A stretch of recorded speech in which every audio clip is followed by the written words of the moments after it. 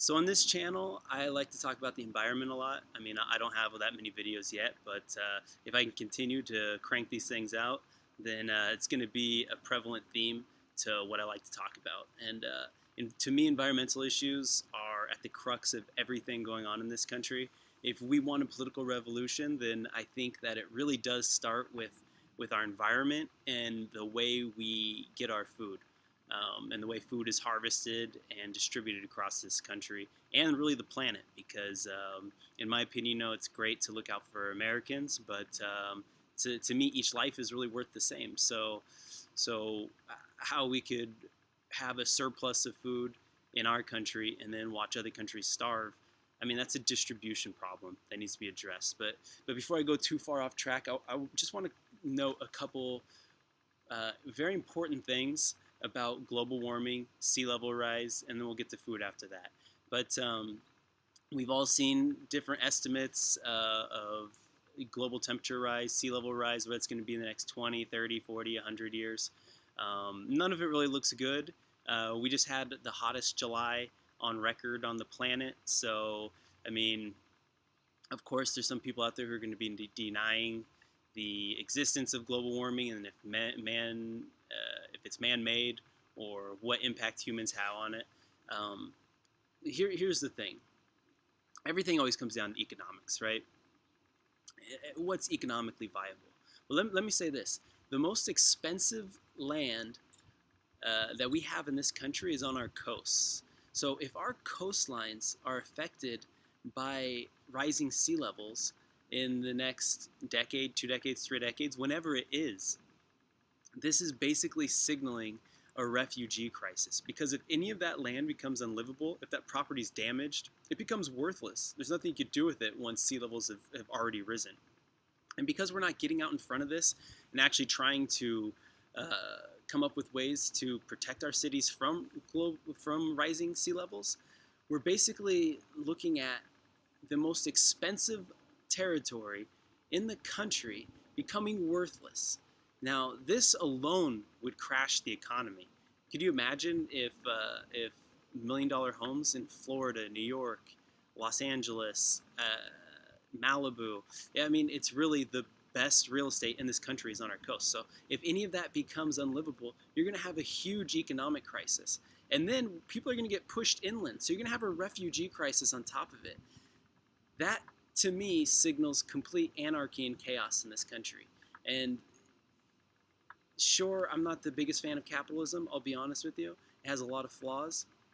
This is not the way I want to see it go out. I mean, to me personally, we need to transition to a system that works better for everybody. I don't know if this is the sharing economy, because I don't, the sharing economy right now is like jobs like Uber and Lyft and Postmates, and these jobs are pretty exploitative. So I don't know that that's the solution. And also, we're looking at a huge labor crisis due to an increase in automation and in better labor practices, better machinery, robots, AI. A lot of this stuff is coming for us. It's right around the corner. So we're basically looking at crashing our economy. So if we look at an economics, from an economics perspective, global warming has huge potential to destroy our economy just based on property value. So I think that's important. The other thing that's important is right now we're trying to sequester carbon, right? We're trying to figure out ways to get carbon out of the air so we could limit the impact that it's having on our atmosphere.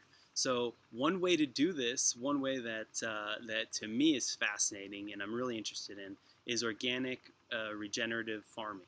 And so basically, we're using farming practices that are taking the carbon from the air and storing it in the dirt where it can actually feed our plants. So in the Green Revolution, we found ways to synthetically reproduce carbon and spray it on the plants for them to absorb it. But with basically ancient farming techniques, like taking the best practices that we've known for centuries, organic regenerative farming is storing carbon in the soil. Now, if you look up some of the limitations of organic farming, you're gonna find articles probably funded by Monsanto and some of these other companies that say that these farms only have 75% the yields of conventional farms. Okay, now that may be the case. I wouldn't doubt it, because monocrops is the way we implement monocrops. It is very efficient in terms of growing tons of one crop in one space and getting a huge harvest, right? But the way that that is being done is it's not conducive for biodiversity. So we're eliminating weeds and plants that grow in unison, that have a symbiotic relationship with the crops that we want, and so we're eliminating them from our soil, and they're not able to contribute to the health quality of that soil.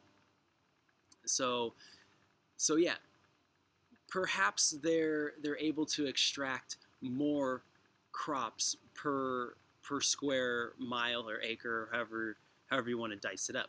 But here's the thing: over 60% of farmland in this country is being used to grow corn and soy. Now, these are two crops that don't really have nutritional value. They have some utilitarian value in that they're used across a wide spectrum of foods and products. But let's be honest, these are mostly processed foods that we're talking about. So they're not really nourishing people. And this is in part why we have an obesity epidemic going on in this country, and why so many people are unhealthy. Diabetes, heart disease are killing people. Go look around. Go to an airport and tell me people don't look sick and unhealthy. Look at the food we're eating. And so when you're telling me that, oh, we're only going to get 75% of the yields, well, if 60% of the land is being used to grow garbage, then what difference does it make?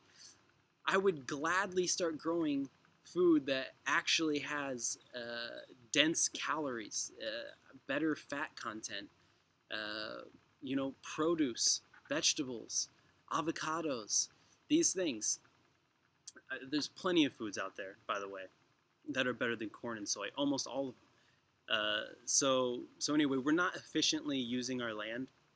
Now, one thing that's worth noting is, it takes a lot of water to grow all this stuff. So okay, we could do a math problem. I mean, I'm not great at math, but we could do a math problem. What's the best way to allocate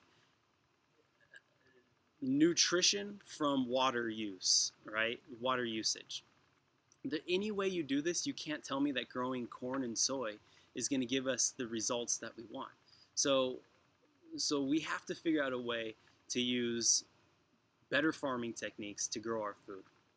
And as a result, we actually create microclimates on these farms where we're not only are we able to store carbon in the soil, but we're also able to make better use of our water.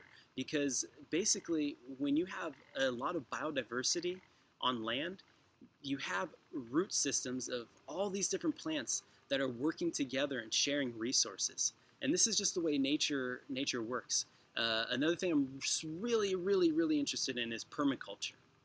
And some people, they still say permaculture is kind of like, it's still being tested. There's still work that needs to be done to prove its effectiveness. But basically, permaculture is a way of hacking the land to get as much biodiversity as possible, working together, a symbiotic relationship between plants. Certain plants work better with each other.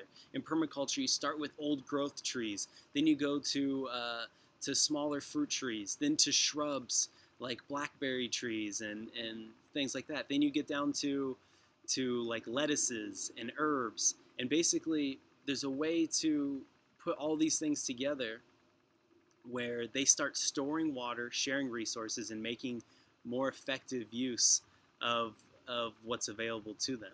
So that's why it's called permaculture, because it's really, once a permaculture gets going, you don't need as much human care for it as, say, you would a monocrop farm. Because this is like, think of like an oasis in the desert. This is like a permaculture. It's growing on its own because of the relationship these plants have together. So I just wanted to point that out, that global warming is a huge threat to our economic system. It's something that needs to be addressed. And I think that's the motivation, that's the angle to take, is that this will have huge economic impact. But the other thing I want to finish up by saying is that a revolution starts with our food, because right now we have food deserts in this country where we have cities that aren't growing their own food. It has to be shipped in. And if it's economically viable, we'll grow apples in another country and ship them to Washington State, where it's one of the best places in the world to grow apples. So, I mean, there's so much logic, non logic, I guess you could say, going on here. We're not being sensible about growing our food. And so, to me, if you want to stop you want to stop global warming, you want to stop obesity, heart disease, everything starts with our food. And just remember, what you buy that's your way of voting with your dollars. So go to your local farmers market and support your local farmers. Try your best to buy pesticide and chemical free food.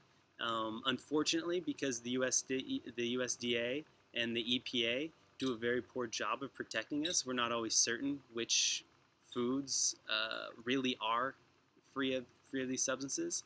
So we do have to take the word from our farmers, but that's the best we can do. So go out there, vote with your dollars, eat organic. Check out the Rodale Institute. I'll leave a link to them on this website. They're doing great research with organic regenerative farming, and I think this is really important. And I hope you guys follow up and change the way you eat if you're not already doing that already. So, all right, thanks.